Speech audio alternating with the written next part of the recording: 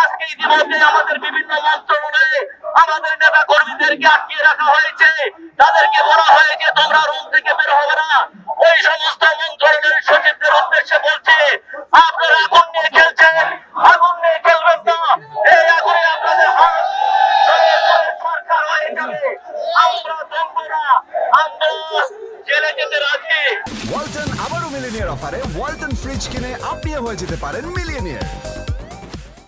আমাকে হুমকি দেওয়া হয়েছে, আমাকে হুমকি দেওয়া হয়েছে, আমাকে রাতে তুলে নিয়ে যাওয়া হবে। আমি ভয় করি না, ভয় করি না মরণে। আমরা এগিয়ে যাব এবং আজকে প্রয়োজনে জনপ্রশাসন সচিবের দপ্তরে আমরা যাব, তাকে বলবো আপনি কেন দ্রুত এই আইন পাস করলেন। আমরা এত কাকুতি বিনতি করার পরেও আরেকটা গুরুত্বপূর্ণ কথা মিডিয়ার ভাইদের সামনে বলি, উনি আমাদেরকে গত পরশুদিন কমিটমেন্ট করেছিলেন কনফারেন্সে কমপক্ষে 200-300 অফিসার ছিলেন, সেখানে উনি কমিটমেন্ট করেছিলেন আমাদের সাথে আলোচনা করে চূড়ান্ত না হওয়া পর্যন্ত গেজেট নোটিফিকেশন করবেন না। আর দুর্ভাগ্যজনক উনি কালকে সারাদিন আইন মন্ত্রণালয়ে বসে থেকে এই গেজেট নোটিফিকেশন করে রাতের বেলায় আমাদেরকে হারিয়ে দিয়েছে। এই উনি বিচারিতা করেছেন, উনি আমাদের সাথে মিথ্যা কথা বলেছেন। এর তীব্র প্রতিবাদ জানাই। উনি আমাদের সাথে প্রতারণা করেছেন। তার প্রমাণ সেদিন ওখানে অনেক অফিসার ছিলেন, তারা জানেন উনি কমিটমেন্ট করে সেই কমিটমেন্ট রাখেন নাই। অতএব সামনের কর্মসূচি আমরা এই আন্দোলন জোরদার করব যতক্ষণ পর্যন্ত এই আইন প্রত্যাহার না হবে।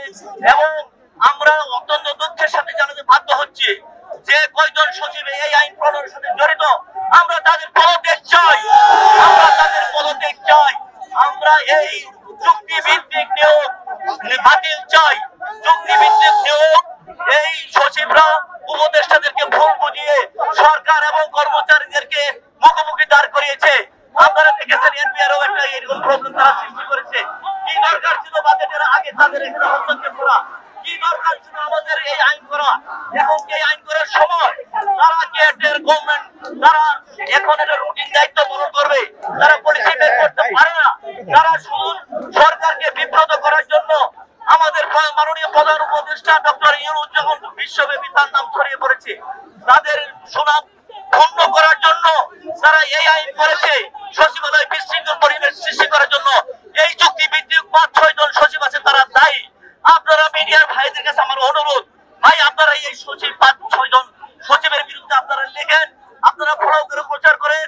বিশেষ করে একজন মামলার আসামি হয়ে কিভাবে এই আইন অধ্যাদেশ পাস করে জনপ্রশাসন সচিব আমরা দেখেছেন কালকে তার বিরুদ্ধে মামলা হয়েছে।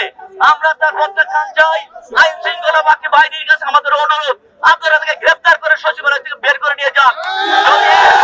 যদি তা না নিয়ে যান তাহলে আমরা তাকে গ্রেফতার করে পুলিশের হাতে দিতে বাধ্য